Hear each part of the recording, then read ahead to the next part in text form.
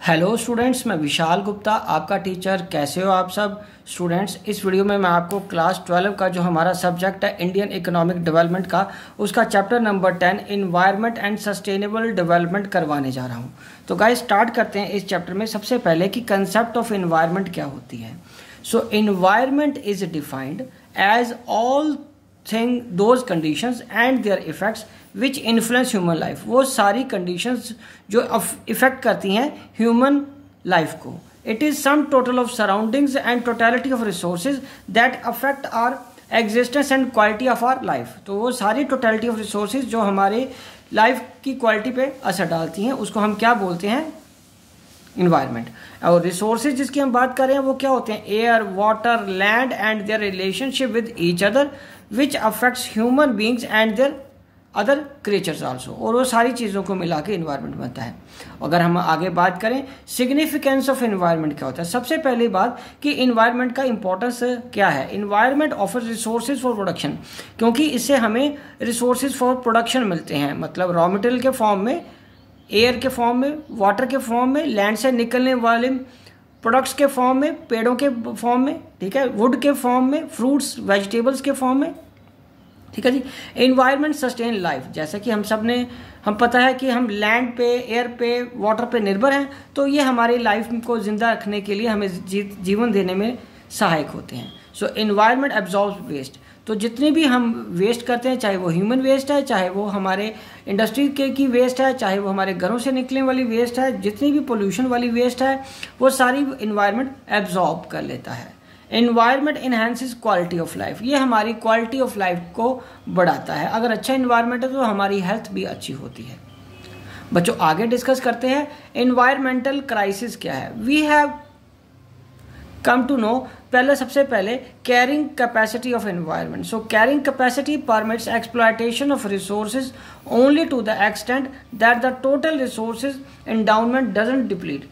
ठीक है, carrying capacity का मतलब है कि हमारे रिसोर्सेज को हमने इस तरीके से यूज करना है कि सारे रिसोर्सेज डिप्लीट ना हो जाएं, ठीक है, और does not diminish but remain intact. ना ही वो खत्म हो जाए, ना ही वो लुप्त हो जाएं, बस वो हमारे पास इंटैक्ट रहने चाहिए, ठीक है। हम जितना हमें चाहिए हम उतना ही यूज करें। और दूसरा क्या है बच्चे, absorptive capacity of environment. It refers to the ability of the environment to absorb waste occurring due to production and consumption activities of the economy. कि हमारी जो वेस्ट है, हमारे एनवायरनमेंट में कितनी कैपेसिटी है उस वेस्ट को एब्जॉर्ब करने की। तो बच्चों हमारा टॉपिक है इन्वायरमेंट क्राइसिस। इन्वायरमेंट क्राइसिस को समझने के लिए पहले हमें यह समझना बहुत जरूरी है कि हमारे इन्वायरमेंट की कैरिंग कैपेसिटी क्या है। बच्चों दूसरा समझने की क्या जरूरत है कि एब्जॉर्ब कितना कर सकता है हमारा एनवायरनमेंट। अब हम डिस्कस करेंगे कि इन्वायरमेंट क्राइसिस होता क्या है। Environment crisis occur when carrying capacity of the environment is challenged through excessive exploitation of natural resources or when generation of wastes exceeds the absorptive capacity of the environment। ठीक है बच्चे, चलो अब हम आगे बढ़ते हैं। कॉजेज क्या है एनवायरमेंटल क्राइसिस के। सबसे पहला कॉजेज है पॉपुलेशन एक्सप्लोजन, दूसरा है वाइड स्प्रेड पॉवर्टी, तीसरा है increasing pollution, increasing environmental pollution भी लिख सकते हैं हम, पोल्यूशन, ठीक है जी। उसके बाद increasing use of insecticide, pesticides and chemical fertilisers, rapid industrialisation, multiplicity of transport vehicle, ठीक है, ट्रांसपोर्ट के व्हीकल्स के बढ़ने की वजह से हमारा एयर पोल्यूशन और नॉइज पोल्यूशन बढ़ता है। Disregard for the civic norms, हम सिविक नॉर्म्स का फॉलो नहीं करते, हम जहां मर्जी बाथरूम करने, यूरिन करने या लिटर करने बैठ जाते हैं, ठीक है, तो ये हमें रोकना पड़ेगा, रोकना भी चाहिए। सो हमारे कॉजेज क्या है एनवायरमेंटल क्राइसिस के, हमारी बढ़ती हुई पॉपुलेशन, हमारी बढ़ती हुई गरीबी ज़्यादा होने की वजह से पेड़ों को काटना पड़ता है उनको वुड के लिए, फ्यूल के लिए इस्तेमाल करने के लिए। इंक्रीजिंग पोल्यूशन है, increasing use of insecticide, pesticide and chemical fertilisers, rapid industrialisation बहुत बड़ा कॉज है एनवायरमेंटल क्राइसिस का। Multiplicity of transport vehicles and disregard for the civic norms. तो अब हम आगे बढ़ते हैं। State of environment in India. India has abundant natural resources. उसके बाद है Indo Gangetic plains are most fertile for food crops. मतलब हिंदुस्तान में जो जिसको इंडो गैंगेटिक प्लेन्स बोलते हैं, जो गंगा का इलाका है, वो बहुत ज़्यादा फर्टाइल है फूड क्रॉप्स के लिए। The black soil of Deccan plateau is suitable for cultivation of cotton. India forest support करते हैं large variety of flora and funnel biodiversities को, पौधों की और जानवरों की बायोडाइवर्सिटी को भी बहुत ज़्यादा सपोर्ट करता है हमारे forest. The country has rich deposit of bauxite, copper, chromate, diamonds, gold, lead, lignite, manganese, zinc, uranium and account for nearly 8% of the world's total iron ore reserves. Pressure of population has so deeply overshadowed the abundance of resources that nearly 21.9% of the country's population is surviving below poverty line. हमारे देश में population का इतना ज़्यादा pressure है, इतना overburden हमारे हो चुके हैं रिसोर्सेज, ठीक है, कि ऑलमोस्ट 22% हमारे देश की लोग अभी भी गरीबी रेखा के नीचे रह रहे हैं। This points to certain obvious environmental issues. पहला है natural environment is getting excessively exploited. Natural environment बच्चों बहुत ज़्यादा एक्सप्लॉइट हो रहा है। Exceeds the rate of its regeneration, उसको रीजनरेट करने से की स्पीड से ज़्यादा खराब हो रहा है, ठीक है। Production and consumption waste are being generated beyond the absorption capacity of the environment. उसके बाद है air pollution, water pollution and sound pollution are packing up to the alarming rate, और अलार्मिंग लिमिट से ज़्यादा लेवल पे ये फैल रहे हैं, ठीक है बच्चों।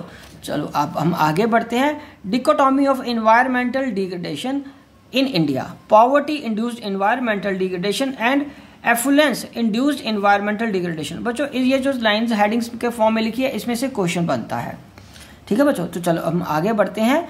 पॉवर्टी मेन कॉज है एनवायरमेंटल के डिग्रेडेशन होने का रूरल एरियाज में, और expanding production capacity is the principal cause of environmental degradation in the urban areas. उसके बाद industrial smoke is polluting the air and industrial waste is polluting the water, ठीक है। Industrial smoke है वो air को pollute कर रहा है और इंडस्ट्रियल वेस्ट पानी को पोल्यूट कर रही है। Expansion of vehicular traffic is generating noise pollution besides contributing to air pollution and global warming. और बच्चों प्रिंसिपल कॉजेज क्या हैं एनवायरमेंटल डिग्रेडेशन के इन इंडिया में? सबसे पहले डिग्रेडेशन ऑफ लैंड हो गया है, ठीक है, फर्टिलिटी कम होती जा रही है लैंड की, एयर पोल्यूशन बढ़ रहा है, वाटर पोल्यूशन बढ़ रहा है, लॉस ऑफ बायोडाइवर्सिटी हो रहा है, सॉलिड वेस्ट मैनेजमेंट, ठीक है जी, सॉलिड वेस्ट मैनेजमेंट की कमी है हमारे देश में। तो अब हम आगे बढ़ते हैं। सस्टेनेबल डेवलपमेंट किसको बोलते हैं? बच्चों sustainable development is the process of economic development which aims at rising the quality of the life of the present generation without impairing the quality life of the future generations with due respect to the natural endowment and environment। मतलब sustainable development का मतलब simple language में ये है कि जो rising quality है, हमें अपनी लाइफ की क्वालिटी को इम्प्रूव करने के लिए नेचुरल रिसोर्सेज का साथ तो लेना ही पड़ता है, उनको यूज़ तो करना ही पड़ता है, पर वो हमें इस तरीके से यूज़ करना है कि हमारे जो नेचुरल रिसोर्सेज एंडाउमेंट जो बहुत ज़्यादा रिसोर्सेज हैं, एनवायरनमेंट है, उसको इस तरीके से यूज़ करना है कि आने वाली जनरेशन्स के लिए भी वो बचा रहे। In recent past, the process of economic growth has accelerated in complete disregard to the resource endowment and environment. Notably, diverse crops grown on land have led to fall in the soil fertility, ठीक है बच्चे, और excessive mining की वजह से natural resources का deplete हो चुका है, स्टॉक खत्म हो चुका है, ठीक है। Smoke and other injurious emissions from factories and transport vehicles had led to the pollution of environment, और उसकी वजह से एनवायरनमेंट में पोल्यूशन बढ़ रहा है। बच्चों the competitive process of growth और डेवलपमेंट ने हमारे एनवायरमेंटल को डिग्रेड तो किया ही है, और एनवायरनमेंट पोल्यूशन भी अलार्मिंग लेवल पे बढ़ रहा है, ठीक है बच्चों। तो चलो अब हम इसको आगे कंटिन्यू करते हैं। The concept of sustainable development is now being deeply appreciated and widely propagated. अब बहुत ज्यादा इसको अप्रिशिएट किया जा रहा है और उसका प्रचार भी किया जा रहा है। Now planners not only looking for the growth, अब जब प्लानिंग करते हैं हम इकोनॉमी की, ठीक है, इकोनॉमिक पॉलिसीज बनाते हैं, तो उसमें इस चीज़ का ध्यान रखा जाता है कि बेटर क्वालिटी ऑफ लाइफ के साथ साथ ज़्यादा लंबे समय तक के लिए हमारे रिसोर्सेज टिके रहें। This require rational utilisation of resources rather than fuller utilisation of resources, कि हम रिसोर्सेज को पूरा इस्तेमाल करने की बजाय उनका बेहतर इस्तेमाल कर सकें।